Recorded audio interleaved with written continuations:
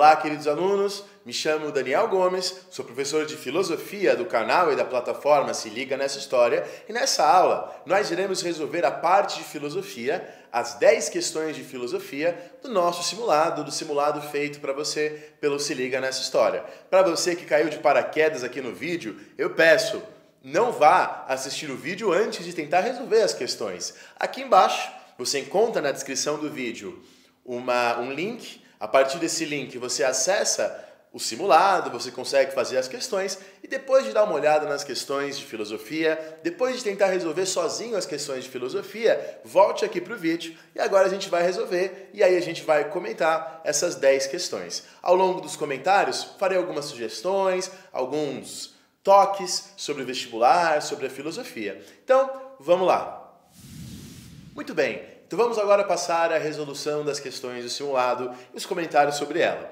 A primeira questão de filosofia que vocês encontraram no simulado é uma questão sobre um filósofo que sempre aparece no Enem, que é o Nicolau Maquiavel. E vocês encontraram aí um excerto da obra de Nicolau Maquiavel chamado Príncipe. Quando você encontra a obra O Príncipe nos nossos simulados, quando você encontra a obra O Príncipe nos vestibulares, quando você encontra a obra O Príncipe no Enem, é preciso lembrar que a grande marca dessa obra, O Príncipe, é a separação entre uma ética política e uma ética cristã. Quero dizer, o Maquiavel é o primeiro a dizer que a moral cristã, que a ética cristã não é a melhor coisa se o seu objetivo for salvar a cidade, se o seu objetivo for ser um bom governante. O Maquiavel vai dizer que a ética que é boa para salvar a alma e a ética que é boa para salvar a cidade são éticas distintas. Então, de alguma maneira, ele seculariza, ele laiciza a moral, a ética política. Ele despe, ele tira as vestes religiosas da política. Então, tendo isso em vista, vamos resolver a questão. O texto diz: outro remédio eficiente é organizar colônias em alguns lugares, as quais virão a ser como grilhões impostos à província. Grilhões é uma espécie, vamos dizer assim, de correntes que te amarram, né? Porque isso é necessário que se faça, ou deve-se lá ter, muita força de armas.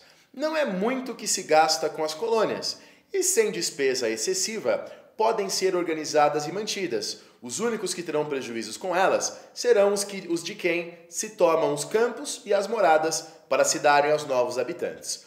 Entretanto, os prejudicados serão a minoria da população do Estado, e dispersos e reduzidos à penúria, nenhum dano trarão ao príncipe. E os que não foram prejudicados terão por isso que se aquietarem, temerosos de que o mesmo lhes suceda. Em O Príncipe, Maquiavel apresenta conselhos para a manutenção do poder político, como deste trecho, que tem como objeto a... Então você viu que o enunciado está te perguntando o objetivo, o objeto deste trecho.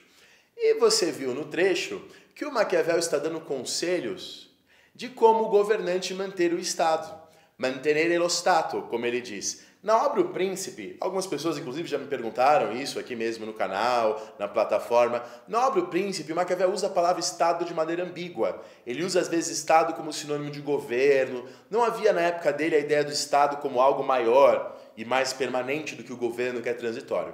De qualquer maneira, dá para entender o texto de qualquer maneira. O Maquiavel está dizendo que uma maneira de manter a pacificidade, de manter a paz dentro de um governo, de uma cidade, é você fazer colônias para exportar a sua população, para a sua cidade não ter excesso de pessoas. E ele vai dizer, há pessoas que são prejudicadas com isso, que são as pessoas das colônias que perdem suas terras, mas elas são minoria. Veja que o Maquiavel tem algo nele de utilitarista, né? De pensar que em matéria de governo não existe governo ideal. Em matéria de política, a gente tem que sempre pensar no mal menor. Já que não existe o bem absoluto em política, já que política é um assunto humano, trata de humanos e humanos são imperfeitos, em política a gente não tem que buscar o bem absoluto, a gente tem que buscar o mal menor. E o mal menor é a colonização. E claro que quando ele faz isso, ele, Maquiavel, que é um renascentista, ele está pensando nos romanos, que fizeram a mesma coisa, né? Os romanos e também os gregos, para exportar pessoas, criaram colônias, né? Criaram assentamentos, territórios, esse tipo de coisa. Então o texto dá dicas para um governante de maneiras de manter a paz. E ele vai dizer que as pessoas terão medo do governante, ficarão temerosas, e por isso elas aceitarão essa medida. Bom, tendo em vista a pergunta, o texto, vamos ler agora as alternativas. Alternativa A. O objeto do príncipe é a transferência dos inimigos da metrópole para a colônia. Veja, não se trata disso. Ele está falando de transferência da própria população para a colônia e não dos inimigos, para evitar o excesso de população. B. Substituição das leis, costumes e impostos da região dominada. O trecho não trata disso. O trecho não está falando disso. O trecho está falando de exportação de população. C. Implantação de um exército armado constituído pela população subjugada. Isso seria um absurdo, a população do território dominado ser o seu exército. Não daria certo, porque a população se revoltaria contra você. Alternativa E, vamos pular a D. E. Distribuição de terras para a parcela do povo dominado, que possui maior poder político. Não é isso. As terras ficarão para as pessoas da própria cidade que foram para outra terra. A ideia de criar colônias é um remédio eficiente aos excessos da província. Veja só. Alternativa D. Expansão do principado, com migração populacional para o território conquistado. É exatamente isso. A expansão do principado exporta pessoas, a expansão do principado aumenta a área de poder. Em vários textos, o Maquiavel, muito preocupado com essa questão dos conflitos internos das cidades, prega a expansão como uma maneira de amenizar esses conflitos internos. Por isso, a alternativa correta é a alternativa D. Se vocês quiserem, aqui no canal mesmo vocês encontram um vídeo meu sobre o príncipe e, obviamente, na plataforma temos muitos vídeos sobre a questão de ética e política e sobre a questão, obviamente, do príncipe do Maquiavel também. O homem é um animal político. Uma andorinha não faz verão. São frases atribuídas a Aristóteles. Para Aristóteles, o homem é um animal político, ou seja, o homem realiza-se como homem na comunidade, realiza-se como ser humano na polis. Um homem só se torna virtuoso praticando por meio do hábito, por meio da repetição, ações moderadas, ações que estejam no meio termo, nem excessos de vícios, nem excessos de virtudes, ações moderadas. Bom, todas essas ideias que estão presentes no livro do Aristóteles, Ética a Nicômaco, aparecem muito no Enem, aparecem muito nos vestibulares. E é o texto dessa questão, é o tema dessa questão. Então vamos lê-la, esta segunda questão de filosofia do nosso simulado. Bastar-se a si mesma é uma meta a que tende a produção da natureza, e é também o mais perfeito estado. É, portanto, evidente que toda cidade está na natureza e que o homem é naturalmente feito para a sociedade política. Aquele que, por sua natureza e não por obra do acaso, existisse sem nenhuma pátria, seria um indivíduo detestável, muito acima ou muito abaixo do homem, segundo Homero, um sem lar, um sem família e sem leis. Trecho, então, do livro A Política de Aristóteles. Para Aristóteles, a cidade resulta de um ou de uma. Outra frase famosa de Aristóteles é que um homem solitário, um homem que não se relaciona com nenhum outro homem, ou é um deus, ou é um animal, ou é uma besta. Para Aristóteles, o homem só se torna homem na presença de outros homens. Quer dizer, por exemplo, eu só consigo fazer uma boa ação, eu só consigo ser virtuoso se houver outras pessoas com as quais eu possa praticar a virtude. Ninguém torna-se virtuoso porque tem ideias virtuosas. Tornamo-nos virtuosos praticando ações virtuosas. Para Aristóteles, uma andorinha não faz verão. Ou seja, o homem sozinho não é homem. A vida humana se processa na comunidade. O homem é um animal social, como as abelhas. O homem é um animal social, como as formigas. Mas você nunca viu uma guerra civil de formigas, a não ser nos desenhos. Você nunca viu uma guerra civil de formigas. Os seres humanos são sociais, mas nós temos também a palavra, nós temos também a razão, nós temos também o logos, e é por isso que entramos em conflito. É por isso que entramos em discussão. E é justamente a política existe para produzir a felicidade.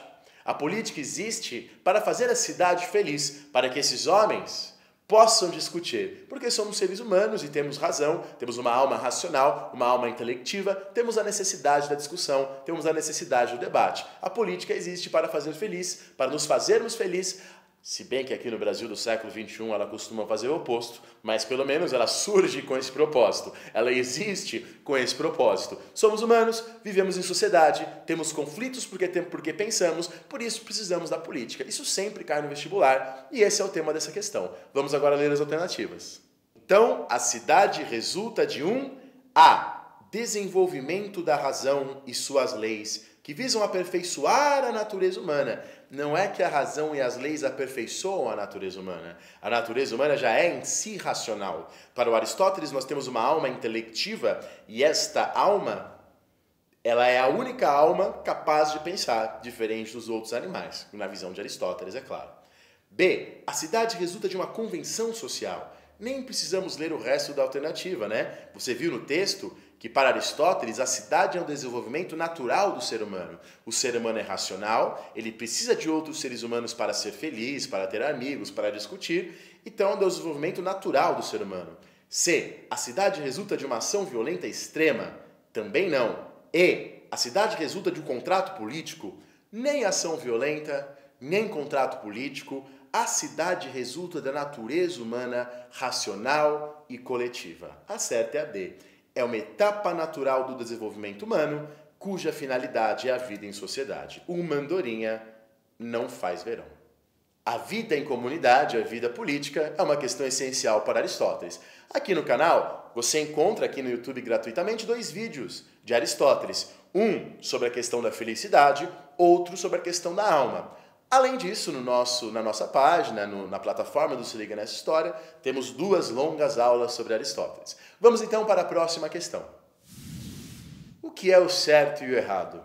Eis uma discussão ampla na história da filosofia. Mas uma coisa que podemos dizer com certeza é que nem sempre o que é legal é o correto. Lembra que a escravidão já foi legal, já esteve na lei. Lembre que o apartheid já esteve na lei. Lembre que já foi legal, lembre que já esteve na lei o direito de um pai matar uma filha porque a filha perdeu a sua virgindade antes do casamento. Nem sempre o que está na lei é o correto. Nem sempre aquilo que é legal é aquilo que é realmente correto. Isso é uma questão muito importante para a história da filosofia. E é isso que é o tema dessa terceira questão do simulado que nós resolveremos agora. Vamos ler então. Texto de Stephen Lau, no livro divertidíssimo chamado Os Arquivos Filosóficos. É importante não confundir moralidade, certo e errado, com lei. É claro que a moralidade e a lei muitas vezes coincidem. Por exemplo, roubar e matar é moralmente errado. Também é contra a lei, mas a moralidade e a lei não precisam coincidir. Quando há discordância entre moralidade e legalidade na sociedade, ocorre a existência de... Quais leis no Brasil devem ser mudadas? Bom, isso é uma discussão que renderia muitos e muitos vídeos, muitas horas de debate, e nós não vamos tratar disso agora. Mas eu tenho certeza que você consegue pensar algumas leis que eventualmente você quer mudar, algumas leis que eventualmente não são certas, mas elas estão lá. Quando você quer mudar uma lei, significa que você acha que algo é legal, mas não é justo. Ou quando alguém consegue algo por meio da lei, consegue alguma medida, consegue algum abrandamento da pena usando a lei, mas isso não está certo, temos aí uma discordância entre moralidade e legalidade, claro, de acordo com a definição de moralidade que está aí no texto. Vamos então agora ver as alternativas. Bom, ocorre a existência, então quando há discordância entre moralidade e legalidade na sociedade, ocorre a existência de A. Uma legalidade laica. B. Leis fundadas em valores morais. C. Ações ilegais como sendo imorais. E. Normas que opõem lei e justiça. A, B, a C e a E estão incorretas? Porque elas estão colocando, no caso da A, questões religiosas. No caso da B, dizendo que lei e moral sempre coincidem. No caso da C, a mesma coisa com outras palavras, né? Que ações ilegais e imorais estão par e passo. No caso da E, a oposição de lei e justiça, mas a justiça está em conformidade com a lei e nem sempre com a moralidade. Então, a certa é a D, leis injustas na sociedade. Por quê? Quando há uma lei injusta, esta lei é legal, mas não é moral, que é exatamente o que está no texto, que é exatamente o que é perguntado. No Enem, nos vestibulares, sempre toma esse cuidado. Muito cuidado entre o que é perguntado e aquilo que você sabe. Às vezes você sabe muita coisa e às vezes você erra uma questão no Enem porque você sabe muita coisa. Isso é bem comum, eu sempre vejo isso acontecer. Sempre fique atento ao texto e à pergunta. Se o texto contradiz o que você pensa, vai no texto e não no que você pensa. Então, você vai sempre procurar seguir a pergunta, seguir o texto em primeiro lugar e em segundo lugar os seus conhecimentos. Muitas questões do Enem, e ao caso dessa questão, são mera interpretação de texto. E você não pode perder na sua vestibular questões assim. Vamos então corrigir a próxima questão. Vivemos numa democracia. Na democracia, é o nome, é o que significa a palavra democracia, o povo governa. Mas se o povo votasse todas as leis, se o povo votasse todos os planos econômicos, se o povo votasse tudo na democracia, será que a democracia seria boa? Aí você vira e fala, não, professor, não seria boa, porque o povo não sabe tudo sobre economia, sobre justiça. Então eu, professor, você está falando para mim, defendo que os juízes façam as leis, os economistas façam as coisas, e o povo só escolhe o economista, só escolhe o juiz. Quer dizer, é democracia quando as decisões finais não são feitas pelo povo, mas por tecnocratas, economistas, administradores, juízes? Isso é democracia de verdade? Ou é uma semidemocracia? Quer dizer, o povo votar uma vez a cada 4 anos e no resto dos 4 anos nada ser decidido pelo povo e tudo ser decidido por esses tecnocratas, engenheiros, juízes, administradores, economistas, isso é democracia? E se não for assim, tem outro jeito? Isso é uma das questões, é um dos paradoxos mais complicados da democracia. E esse texto dessa questão, do grande teórico da justiça, do grande filósofo político italiano Norberto Bobbio, trata exatamente disso. Vamos ler então a questão. Diz Norberto Bobbio, tecnocracia e democracia são antitéticas. Se o protagonista da sociedade industrial é o especialista, impossível que venha a ser o cidadão qualquer. A democracia sustenta-se sobre a hipótese de que todos podem decidir a respeito de tudo. A tecnocracia, ao contrário, pretende que sejam convocados para decidir apenas aqueles poucos que detêm conhecimentos específicos. Está no livro O Futuro da Democracia, uma recomendação excelente de leitura para quem quiser. Bom, na democracia, a participação dos cidadãos nas decisões deve ser a mais ampla possível. De acordo com o texto, o exercício pleno da democracia pressupõe o quê? Aí vem as alternativas. Veja, nesse vídeo bastante curto de resolução de simulados, não há como respondermos nem darmos uma proposta para essas questões. Eu expus, e o Norberto Bobbio está expondo para você, esse grande problema da democracia, essa grande questão da democracia, a relação entre decisões do povo, poder do povo e poder dos especialistas. Como conciliar as duas coisas? Existem alguns teóricos da democracia, como por exemplo o próprio Norberto Bobbio, que vão defender, no mínimo, uma participação mais ativa do povo nas decisões. Se nós entendemos que economistas, que juristas detêm um saber notável que a maioria não detém, pelo menos não podemos deixar que a participação do povo seja apenas no voto a cada 4 anos. Se você entende que o povo não pode participar de tudo todos os anos, todos os momentos, que a democracia plebiscitária seria impraticável, por outro lado, a gente pode pensar outras maneiras de maior participação do povo nas decisões. Bom, isso é uma questão que eu deixo vocês pensarem. A questão em si é mais simples do que isso. Vamos ver as alternativas então. Vamos começar por baixo.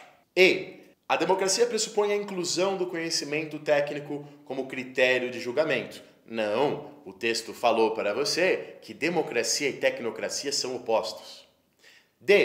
Uma forma de democracia na qual todos podem opinar, mas apenas dentro da sua especialidade. Não é esse tipo de democracia que o Norberto Bobbio defende no texto. Para Bobbio, democracia é a hipótese de que todos podem decidir sobre tudo. Os detentores do conhecimento técnico têm preferência para decidir. Não. Olha B. Aqueles que detêm conhecimento técnico em determinado assunto sejam os únicos a opinar. Então, se você entendeu que na visão de Norberto Bobbio, democracia e tecnocracia são opostos, facilmente você chega à alternativa A, que as decisões sejam tomadas a partir de um princípio democrático, ou seja, todos têm o direito de opinar a respeito de tudo. Nesse caso, você percebeu que apesar de podermos fazer reflexões com aquele texto, e essas reflexões podem ser tema de redação, por isso é preciso fazer as questões com atenção, você percebeu que a resposta estava no texto. Você percebeu que essa questão em si é bem simples. E você pode falar assim, professor, por que eu tenho que responder uma questão simples? Porque, eventualmente, essa questão já foi. Essa questão já apareceu no simulado. Eventualmente, pode ser que no futuro cai uma questão com o mesmo tema, mas já complexa. Eventualmente, no futuro, pode cair esse tema numa redação. Então, fazer questões de vestibular não é apenas acertar a questão. Você está se preparando para uma prova. Você também precisa, você também pode, você também deve estudar com a questão, aprender com o texto, aprender com o tema, para usar numa questão futura. É muito comum temas se repetirem em todos os vestibulares, inclusive no Enem, ou eventualmente para usar num tema de redação. E seria um tema ótimo de redação, você não acha? Então vamos lá para a próxima questão. Um filósofo que aparece sempre nas provas de vestibular, no Enem, é o racionalista René Descartes. O Descartes, no discurso do método, vai inaugurar um dos princípios básicos da filosofia moderna, que é o princípio da dúvida metódica. Não aceitar nada como verdadeiro, antes que este algo passe pelo crivo da dúvida. Não aceitar as palavras de ninguém, nenhum padre, nenhum pastor, nenhum líder político, nenhum professor, sem antes essas palavras passarem pelo crivo da dúvida. Quando Descartes faz isso, ele está se opondo ao método escolástico, típico da Baixa Idade Média. E o método escolástico tratava a Bíblia e tratava Aristóteles como autoridades. Autoridades que não podemos escapar. Descartes acredita em Deus, mas Descartes não acredita que a gente deva acreditar em nada por uma questão dogmática, impositiva, como acontecia na escolástica, na Baixa Idade Média, nessa filosofia produzida nas universidades medievais. Para o Descartes não é assim. Essas coisas têm que passar antes pelo crivo da dúvida. Vamos ler então o texto e as alternativas para respondermos as questões. Diz Descartes: uma vez que a razão me persuade de que devo impedir-me de dar crédito às coisas que não são inteiramente certas e indubitáveis, indubitáveis é o que a gente chama no dia a dia de induvidáveis, tanto quanto aquelas que nos parecem manifestamente ser falsas, o menor motivo e dúvida que eu nelas encontrar bastará para me levar a rejeitar todas. Ao introduzir a dúvida como método, Descartes busca alcançar uma certeza capaz de refundar, sobre princípios sólidos, a ciência e a filosofia. Não é isso que vai ser perguntado na questão, mas essa certeza sólida é o tal do penso logo existo, do penso logo sou, que seria a tradução mais correta de cogito ergo sum. Então, voltando à questão, o procedimento teórico de Descartes indica. Perceba que se você já estudou Descartes com a gente, seja no canal, seja na nossa plataforma, onde temos uma longa aula sobre Descartes, se você já teve uma estudada, mesmo que você esqueça do Descartes na hora do Enem, pouco antes do Enem, quando você lê a questão, você consegue se lembrar das coisas, A questão fala dúvida metódica, oposição à Idade Média, não aceitar nada pelo crivo da dúvida. Por isso que eu digo para os meus alunos geralmente se desesperam, porque falam assim, nossa, professor, você explica tanta coisa e se me perguntarem essa coisa no dia do vestibular eu vou esquecer. E eu falo, calma, estuda bem, que mesmo que você ache que você não se lembra de nada, quando você lê a questão tem um texto, a questão tem uma alternativa. Se você já conhecer conceitos como dúvida metódica, escolástica, na hora que você lê, tudo isso vem à sua mente. Então o texto fala sobre a questão de duvidar de tudo e ele pergunta o que é esse procedimento teórico. E eu já falei para vocês que é uma oposição à escolástica, a filosofia das universidades na Baixa Idade Média. Vamos ler agora as alternativas. Então, o procedimento teórico indica a capacidade do entendimento humano duvidar das certezas claras e distintas. Não, a certeza clara e distinta é aquela que eu chego por meio da dúvida. Então a dúvida me fornecerá certezas claras e distintas, como por exemplo, o penso logo sou, o penso logo existo, o cogito ergo sum. Então a certeza que não está clara, que não está distinta, que é aquela que nós iremos duvidar. Veja, o Descartes duvida de tudo, até que depois ele vai acreditar que ele provou pela dúvida que Deus existe. Então, para ele, Deus será uma certeza clara e distinta depois que você pensa sobre ele. B. A ideia de que o ceticismo é a base para a filosofia moderna. Cuidado, ceticismo é você suspender qualquer julgamento. É você acreditar que nenhum conhecimento é possível. E não se trata disso. A dúvida cartesiana não é uma dúvida para você ficar duvidando eternamente. É uma dúvida para chegar a certezas claras e distintas. Vamos pular a C. D. A primazia dos sentidos, como caminho seguro de condução do homem à verdade. Descartes não é um empirista, Descartes é um racionalista. Descartes desconfia dos sentidos. Para ele é por meio da dedução, é por meio da razão, é por meio do pensamento que chegamos à verdade. e não por meio dos sentidos. E o estabelecimento de uma regra capaz de consolidar a tradição escolástica de pensamento. Não, Descartes se opõe à escolástica. C. O rompimento com o dogmatismo da filosofia aristotélico-tomista, que é a filosofia escolástica, uma referência a São Tomás de Aquino que recupera Aristóteles. Filosofia essa que prevaleceu na Idade Média. Vou repetir para vocês.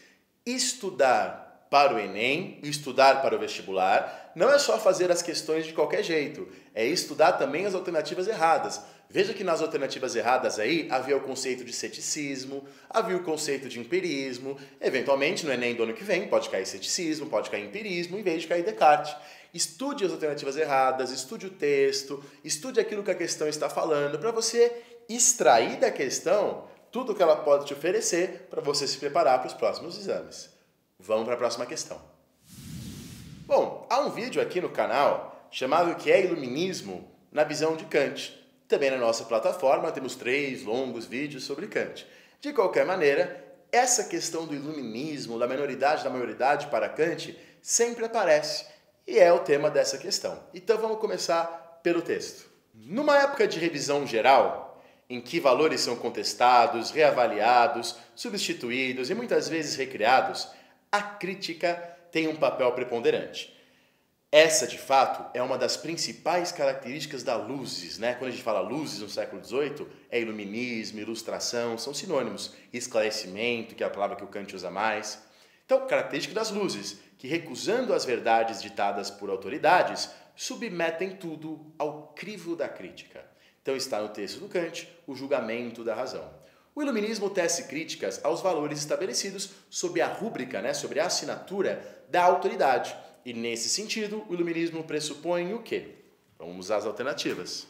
Lembre-se que para Kant, o homem que é um menor, não menor de idade, um menor intelectualmente, um limitado intelectualmente, é aquele homem que aceita o que as autoridades dizem sem pensar. O que a igreja diz, o que o Estado diz, o que o professor diz, o que o oficial do exército diz.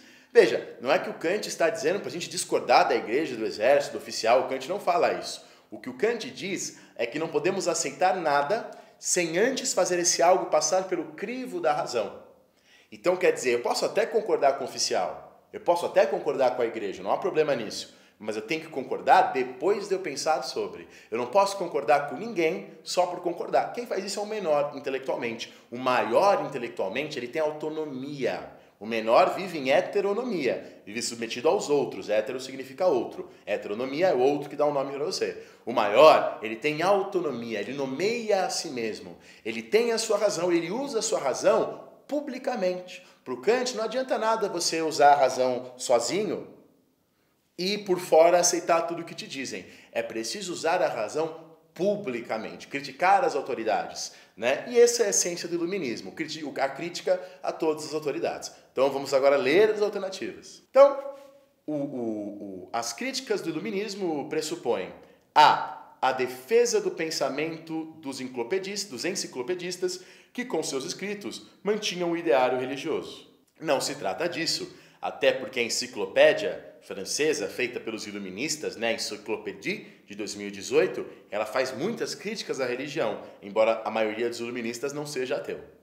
B. O estímulo da visão reducionista do humanismo. Não, se tem um humanista que não é reducionista, é o Kant, que trata de enormes questões, que tem uma função enorme na filosofia.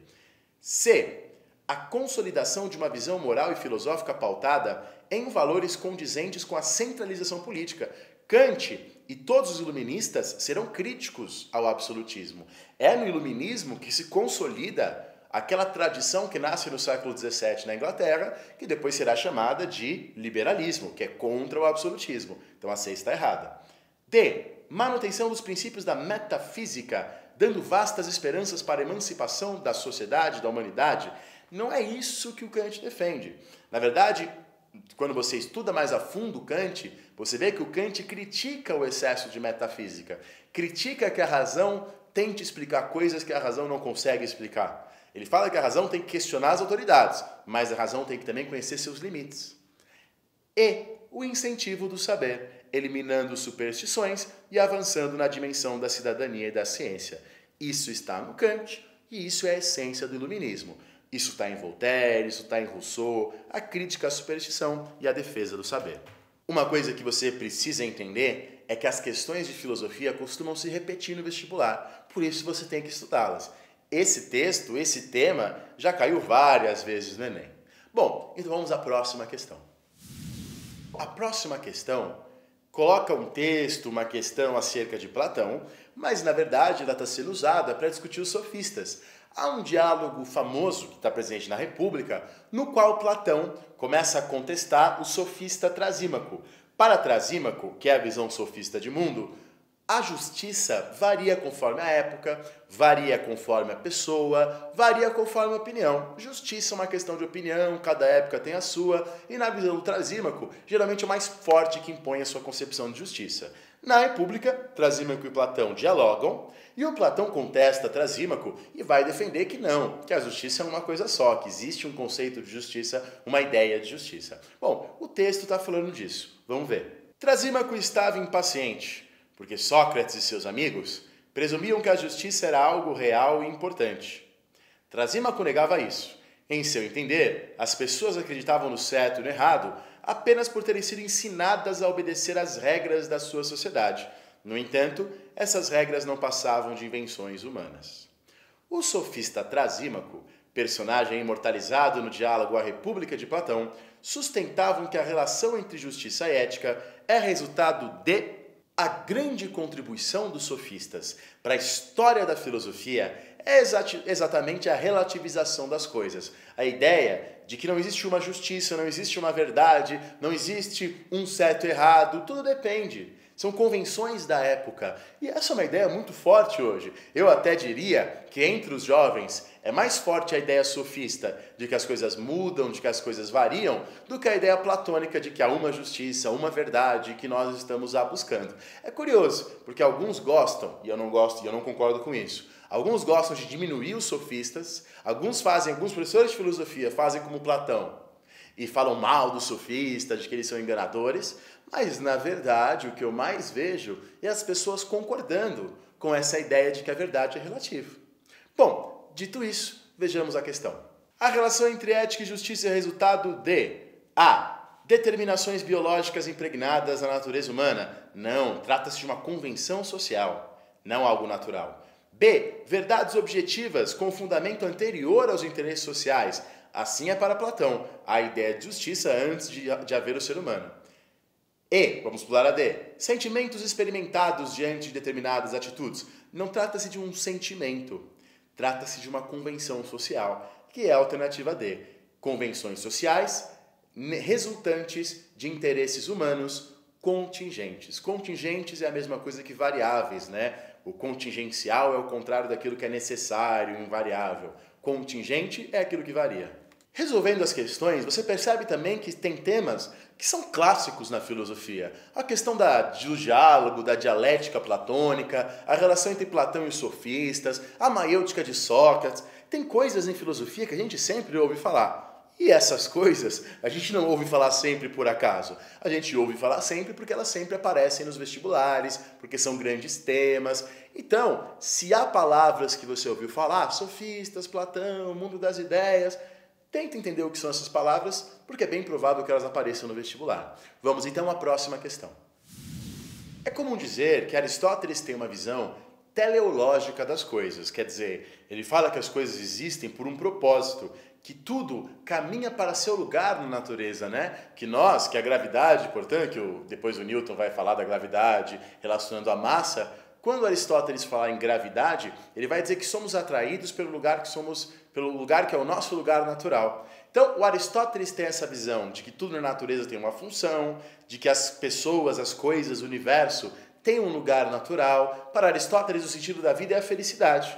E os seres do universo são felizes fazendo aquilo que é típico de cada um. Assim como um flautista é feliz tocando flauta, se ele é um grande flautista, ele será feliz tocando flauta. Assim como um cachorro é feliz sendo cachorro, um ser humano é feliz sendo ser humano. E o que o ser humano tem de específico na natureza é o uso da sua razão. A razão nos ensina a ser feliz, a razão nos ensina a ser virtuosos. Mas não basta saber o que é a virtude, é preciso praticar a virtude para ser virtuoso. É preciso tornar essa virtude um hábito. E assim você se torna uma pessoa com bom caráter. Para Aristóteles, é só quando a virtude torna-se um hábito que você se torna de fato uma pessoa boa, com um bom caráter. Não basta, como falava Platão, saber o que é o bem. E como o ser humano não vive sozinho, já vimos isso nesse vídeo aqui, o ser humano vive em comunidade, uma andorinha não faz verão, o homem é um animal político, é um animal social. Se nós vivemos em comunidade, a felicidade de um indivíduo está relacionada à felicidade dos outros indivíduos, da comunidade. Felicidade está ligada ao bem comum. E o objetivo da política é garantir o bem comum. Se você entendeu essa minha linha de raciocínio, se você entendeu essas minhas ideias, você vai agora compreender o texto e as ideias do Aristóteles. Ao falar do caráter de um homem, não dizemos que ele é sábio ou que possui entendimento, mas que é calmo ou temperante, né? Temperante é aquele que controla seus desejos.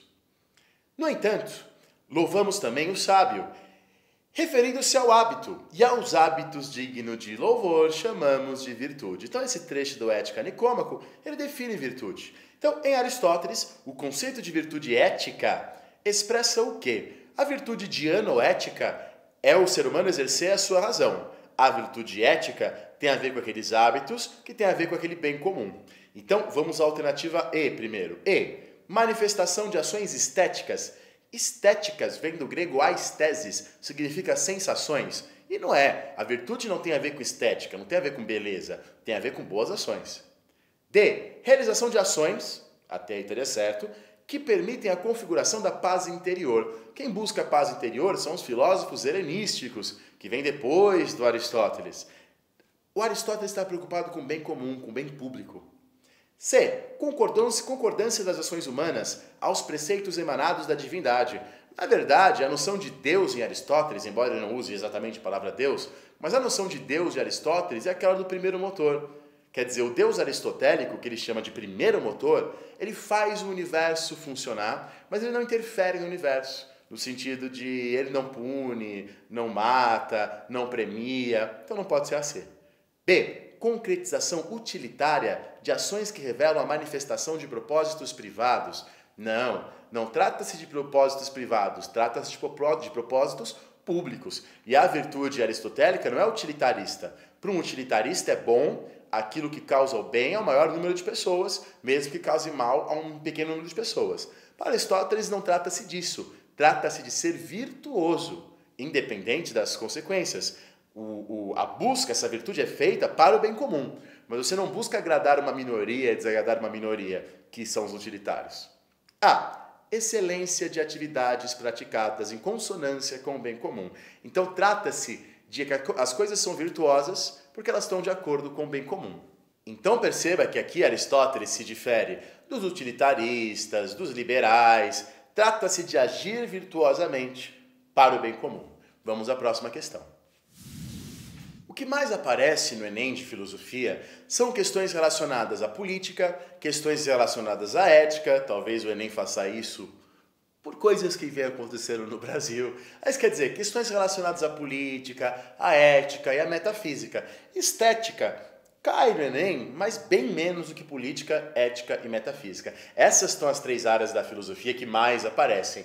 E política e ética aparecem muito. Por exemplo, esta questão que faremos agora é uma questão que trata da relação entre democracia e leis. Desde Atenas, é uma questão fundamental da democracia a ideia de isonomia, igualdade perante a lei, e isegoria, o direito de todos falarem, né? O direito de todos se colocarem. Então, o direito à fala, o direito à participação, o direito à igualdade perante as leis, embora a democracia ateniense, como nós saibamos, seja bem limitada, mulheres não participam, escravos não participam e assim por diante, embora ela seja limitada, aqueles que são cidadãos são iguais perante a lei. E cria-se essa ideia de ninguém estar acima da lei como uma questão fundamental da democracia. A democracia não é apenas voto. Democracia é também, por exemplo, respeito à lei, igualdade perante a lei, isonomia. Vamos ver a questão então. Compreende-se assim o alcance de uma reivindicação que surge desde o nascimento da cidade na Grécia Antiga, a redação das leis. Ao escrevê-las, não se faz mais que assegurar-lhes a permanência e a fixidez. As leis tornam-se bem comum, regra geral, suscetível de ser aplicada a todos da mesma maneira. Para o autor, a reivindicação atendida na Grécia Antiga e ainda vigente no mundo contemporâneo, que buscava garantir o seguinte princípio. Então, se você sabe que igualdade perante a lei se fala em isonomia, você entende que a alternativa correta é a alternativa A. Transparência, a B. Tripartição de poderes, igualdade de gênero, permissão para candidatura aos cargos públicos, são coisas fundamentais para a democracia hoje. Mas são ideias posteriores à Grécia Antiga, né? Igualdade de gênero é uma ideia que vem, sobretudo a partir do século XIX, elegibilidade também no século XIX que ganha força, já na Revolução Francesa e na Revolução Americana no século XVIII há isso. Tripartição de poderes vem com Montesquieu, transparência também vem aí nas revoluções do século XVIII e XIX. Tudo isso são ideias contemporâneas de democracia. O ideal de isonomia também é contemporâneo, mas ele já estava na Grécia Antiga, e é isso que fala o texto, é isso que fala a questão. O texto, aliás, de Jean-Pierre Vernant, um grande autor que vale a pena você ler em algum momento da sua vida. Então perceba que no vestibular você tem que estar lá com boas ideias sobre a democracia, tendo pensado bem sobre a democracia, as suas virtudes, os seus problemas também, não há nenhum problema fazer críticas à democracia, e é isso. Vamos então à próxima questão. Essa última questão do simulado trata também de uma questão fundamental para a história da filosofia, que é a questão da história da filosofia política, para a história da democracia, que é a questão da representação. Eis uma questão muito debatida, porque a democracia em Atenas era uma democracia direta. Como assim uma democracia direta, professor? Os próprios cidadãos iam na praça pública, discutiam, propunham leis. Hoje, a democracia direta é impraticável. As populações são muito grandes.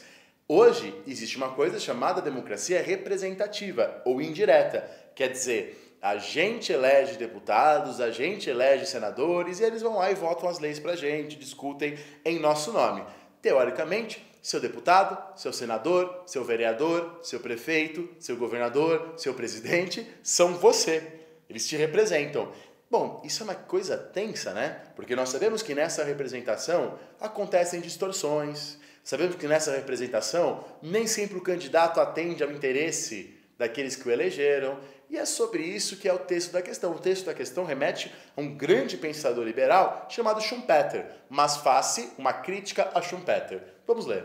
No sistema democrático de Schumpeter, os únicos participantes plenos são os membros de elites políticas em partidos e em instituições públicas. O papel dos cidadãos ordinários, dos cidadãos comuns, é não apenas altamente limitado, mas frequentemente retratado como uma intrusão indesejada no funcionamento tranquilo do processo público de tomada de decisões. Segundo a crítica que está sendo feita, às vezes acontece na democracia representativa que a gente elege os governadores, deputados, prefeitos, vereadores, etc., e quando a gente quer dar opinião na política, a gente é mal visto, sendo que o poder deles parte de nós. É isso que ele está falando. Quer dizer, tem gente que acha que democracia é você votar uma vez a 4 anos, e se você quiser reclamar, querer mudar as coisas durante esses 4 anos, tá errado, você é um preguiçoso, é um baderneiro, você não tem que fazer nada e aceitar tudo o que acontece e só mudar as coisas na hora da eleição. O que o autor do texto diz é que isso não é democracia. Democracia, para o autor do texto, não é apenas você votar em pessoas, você precisa também participar, ter voz nos outros momentos, já que a representação, todos vão concordar com isso, nunca é perfeita. Então, vejamos a pergunta. O modelo de sistema democrático apresentado pelo texto pressupõe a consolidação da racionalidade comunicativa, adoção dos institutos do plebiscito e do referendo, condução de debates entre cidadãos iguais e o Estado, substituição da dinâmica representativa pela cívico-participativa. Por que essas 4 alternativas estão erradas? Você tinha que entender o que eu já deixei claro para você, mas não está claro no texto se você não pensar sobre ele. Você tinha que entender que o texto faz uma referência à democracia representativa. Você tinha que entender que o texto faz uma referência à escolha de líderes políticos. Então não faz uma referência à comunicação, ao plebiscito, aos cidadãos do Estado, faz uma referência, e aí vem a alternativa E, a escolha, a deliberação, deliberar é a mesma coisa que escolher, que decidir, a deliberação dos líderes políticos, a escolha dos líderes políticos, com restrição da participação das massas. Quer dizer, o texto está criticando um elemento da democracia representativa defendida por Schumpeter, que é que a nossa participação no governo se limite às escolhas. Uma última observação que eu quero fazer para você sobre os vestibulares é que você percebeu nas questões algumas palavras um pouco mais difíceis, deliberação, isonomia e várias outras. Essas palavras são palavras que, se para você são difíceis, para nós são palavras comuns. São palavras que fazem parte do vocabulário político, filosófico, sociológico dos estudiosos. Então, mais um motivo para você treinar para o vestibular fazendo questões. Nas questões aparecem palavras e você precisa se habituar com essas palavras e entender essas palavras para que quando ela aparecer no Enem, você saiba resolvê-las. Uma das maiores reclamações dos meus alunos dos vestibulares do Enem de filosofia é que sempre aparecem palavras difíceis, metafísica, ontologia, deliberação, e eu respondo para os meus alunos: estudar, ler, fazer questões é a única maneira de você resolver esse problema, né? De você se habituar com essas palavras para chegar lá e elas passarem naturalmente. Eu espero que nesse vídeo você tenha percebido que é muito importante fazer questões para estudar. Eu tentei dar uns toques para vocês de métodos, de maneiras, de coisas que você pode olhar. Mais um toque que eu dou para vocês, mais uma sugestão que eu dou para vocês, é que vocês experimentem. Só experimentem, porque não funciona para todo mundo. Funciona para alguns, para outros não. Mas experimentem ler a pergunta antes de ler o texto. E você já vai no texto sabendo a pergunta. Alguns gostam disso, outros não gostam. Eu sugiro que agora você comece a experimentar isso na hora de fazer as questões. Mas perceba então a importância de estudar as palavras, de estudar as alternativas erradas, como eu fui falando ao longo do texto. Bom, na nossa plataforma temos as aulas e temos vários exercícios, temos também resoluções comentadas por nós, temos também plantão de dúvidas por WhatsApp, e eu convido vocês para se ligar nessa história e estudar com a gente para o próximo vestibular. Muito obrigado, um grande abraço e até a próxima. Se liga!